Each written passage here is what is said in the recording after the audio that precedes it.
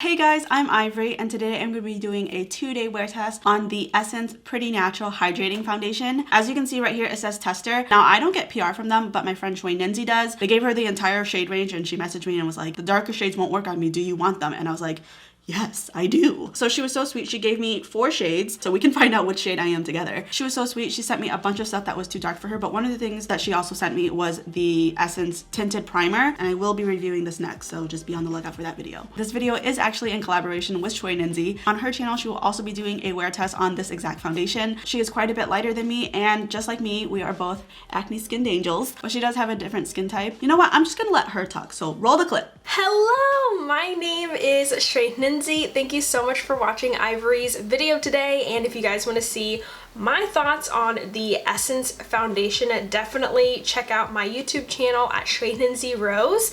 I do videos reviewing products on acne, sensitive, prone skin. I do have more normal to dry skin right now and occasionally oily in the T-zone.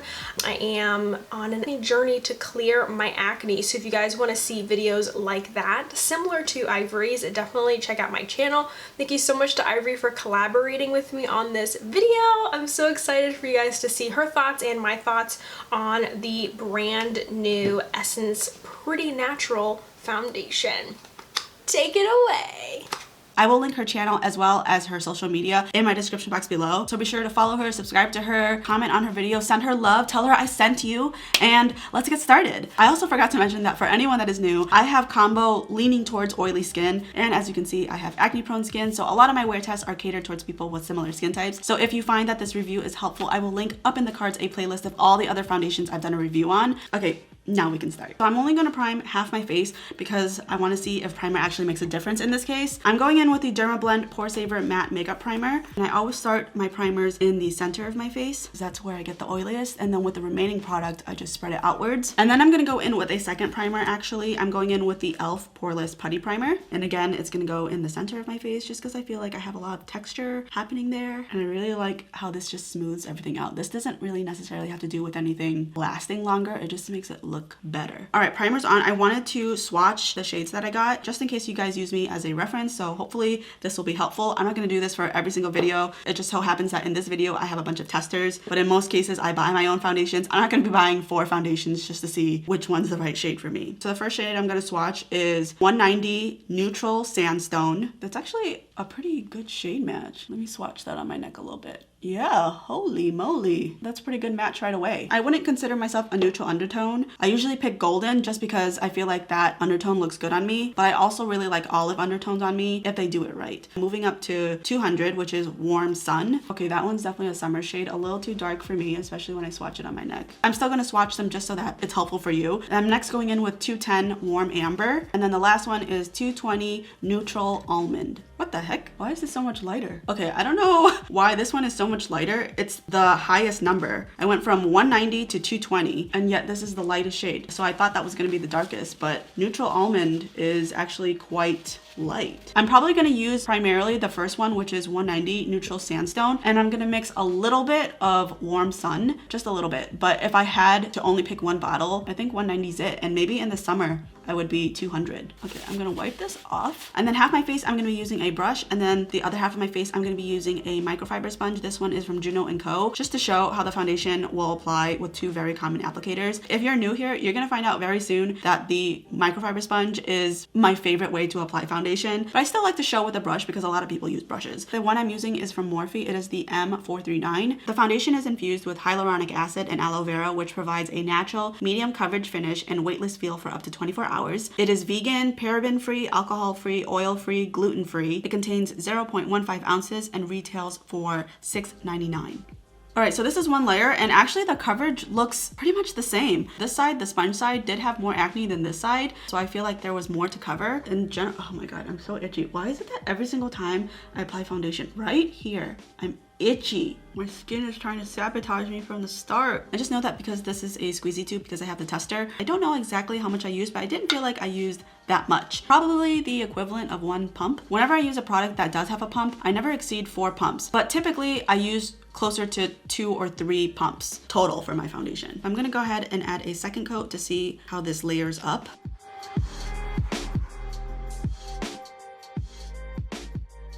All right, so this is 2 layers. On me, I would say this is medium full. Still a little bit of acne peeking through over here, but most of it is covered and it really has balanced out my skin tone. So depending on how clear your skin is, it's probably gonna be in between that range, medium full, because you know, if you have clear skin, a medium coverage will look full on people with clear skin because they just have nothing to cover up because they are lucky sons of bitches. And I am not so blessed. And another thing I wanted to say is even though it says hydrating, this is not as glowy as I thought it was gonna be. There's actually very little glow. It's actually kind of matte on me, like a satin matte. It's not a deal breaker to me. I mean, I love matte foundations as well, but I just wanted to comment because I thought it was interesting that this doesn't look as hydrating as I thought it was going to. But that is it for now. I'm going to fast forward doing the rest of my makeup. All of the products that I'm using will be listed in my description box below.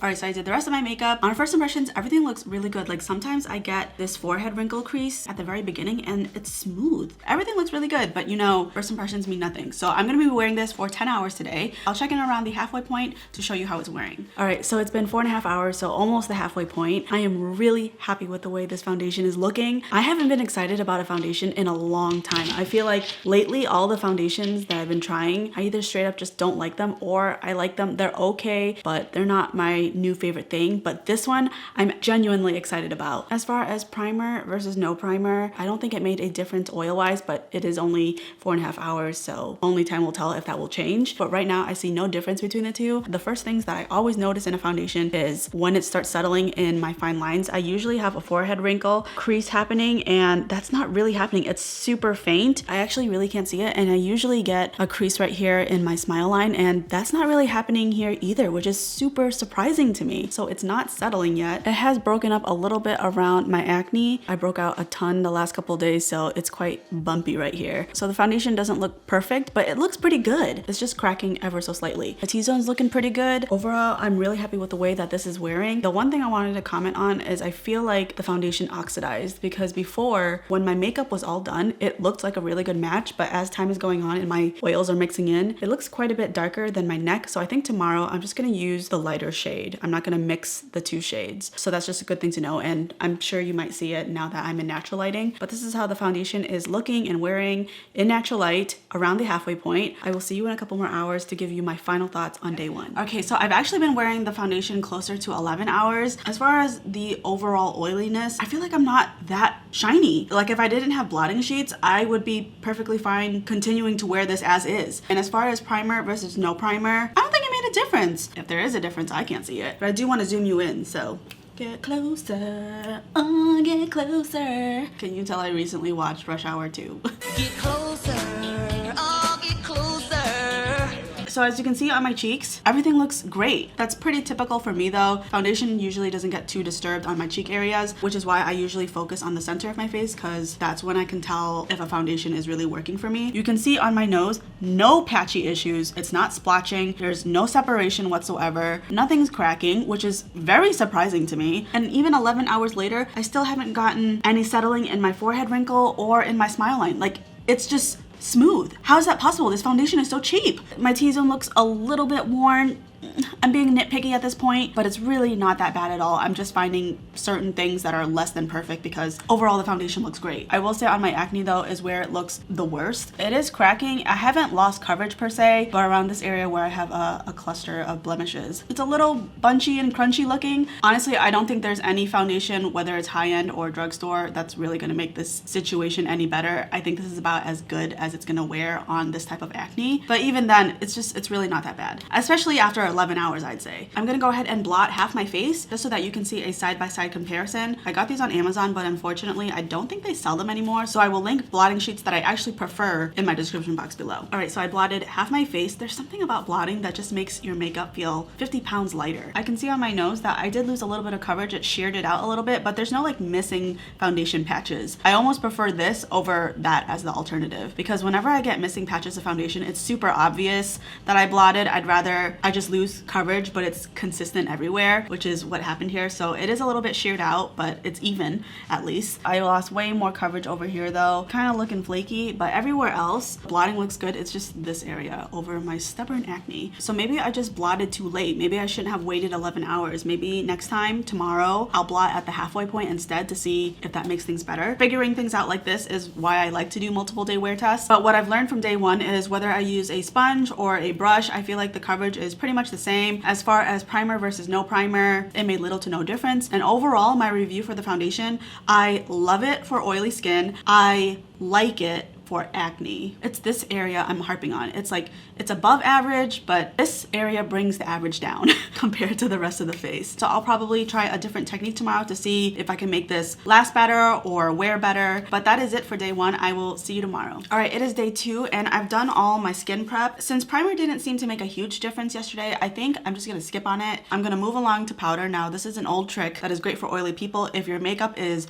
breaking up or is just getting oily too fast, try putting powder underneath. It acts as a barrier to help prolong your oils from coming through. So I'm gonna use my favorite powder, which is the Dermablend loose setting one. And I'm gonna take my puff and I'm gonna really press that in all the areas where I usually get the oiliest. So it would be my nose, my T-zone, and the center of my forehead, basically just the center of my face. You could do the entire face if you wanted to. I've done that too. Yesterday, the foundation wore pretty well on the outside of my face, so I don't think it's necessary. And you don't need a lot of powder. You can see as I press it in, you see a little bit of a white cast, but it's not like a bunch of powder is just sitting on my face. I'm really making a point to press it. And then afterwards, I'm going in with 190, only 190. I really felt like yesterday it was getting darker as the day went on and I wasn't totally sure. Every time I look in the mirror, I'm like, am I getting darker? I feel like I am, but I'm not positive. You remember in Scary Movie 3 when Charlie Sheen is looking at the sheriff and then he looks away and then he looks back and then you see like the brim of her hat getting bigger and he's like, is your hat growing? And you're not totally sure, but by the second time that they turn around back to her, you're like, okay, yeah, it's definitely getting bigger. That's what was happening to me. I'm just looking at my makeup like, am I getting darker?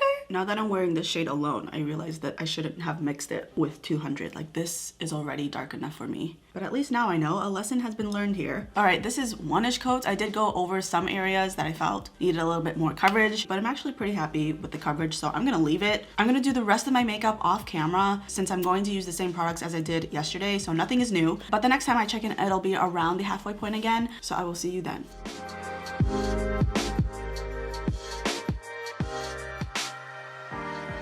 All right, so I missed the halfway point. It's actually 7 hours of wear. Again, day two, the foundation is wearing beautifully on me. You can see where I applied powder. The foundation is holding on a lot better today, especially right here, this section. It was cracking quite a bit yesterday at the 5 hour mark, and the fact that it's not really happening at the 7 hour mark today means that powder definitely made a difference here. So if this foundation isn't handling your acne very well, try putting powder underneath because that seems to have remedied all the issues I was having with the foundation covering my acne. I'm also gonna go ahead and blot again because I don't wanna make the same mistake of blotting too late. And I think 7 hours of wear is a pretty average amount of time to be wearing foundation before having to touch up. But for me, this foundation still looks really good. Like, I don't need to blot. I'm just, oh, hi Millie. What's up? Are you so happy that you got a bath today? I had to give her a bath. Oh, she just left. She literally just came down, jumped up on this bench, stayed here for like 30 seconds, and then just ran upstairs. I think she has the zoomies. That girl, she's special. I can't explain her actions. But I did go ahead and blot. I still lost a little bit of coverage, less coverage than yesterday, but I did lose just a little bit. What is that piece of glitter that's on my nostril? I didn't lose nearly as much coverage today as I did yesterday. So I would suggest that even if you aren't super oily, just blot it 5 to 7 hours in as a precaution. Because if you're like me, like yesterday, I blotted at 10 hours. It'll remove way more because your oils are stuck to the foundation. Hopefully that made sense. But I'm gonna wrap it up because I already know how I feel about this foundation. I love it. I love it. Like I said yesterday, I have not been excited about a new foundation in a while. So this is staying right here at my vanity, at my filming setup. I'm gonna rotate this out with my other foundations. I'm gonna bring these upstairs because this is my new favorite one that I wanna use. It gave pretty good coverage, medium full. It wore really well for oily skin. You know, 10 hours is my minimum on this channel. Anything less, it's not acceptable to me. And over my acne yesterday, I liked it. I didn't love it, but having the powder underneath really helped it and it looks way better today. So I completely recommend this foundation. Let's talk about the pros and the cons. So the pros, it's cruelty free, good coverage, it's affordable, it has great wear time for oily skin, and it does pretty well with acne. It does pretty well with touch-ups. You don't need primer if you don't want it. The cons about this foundation, I would say the one drawback I had was that it oxidized. I don't think it did that today, at least I'm not seeing it, but it did yesterday. So I would just be careful about that. Maybe it was because I mixed foundations, but I did feel like it got darker, especially as my oils came in. You know, when you get oilier, all of a sudden your makeup, or at least your foundation, it looks darker because you're shinier. Is that just me? No, it's not just me. I'm not special or anything. I'm sure it happens to a lot of people, but I did feel like it oxidized a little bit, but I would just be wary of that. But when you do get your right shade, it wears wonderfully. I cannot tell you how excited I am that I finally found a foundation that is cheap and works well on me. I feel like I've been having really bad luck lately with these foundations. So to have a new one that I'm actually excited about, it's exciting. Good vocabulary. But that is it for this review. I hope that it was helpful for you. And if it was, don't forget to give it a thumbs up and feel free to comment down below what foundation I should try next. And if you haven't already, please consider subscribing. I would love to see you come back. Thank you so much for watching. I'll see you in my next one. Bye. Oh my god, I feel so much better now that my lashes are off. I'm gonna be, oh wait, I forgot to moisturize. Yes, Millie, can I help you? And also just know that, oh my god, my nose, every freaking time.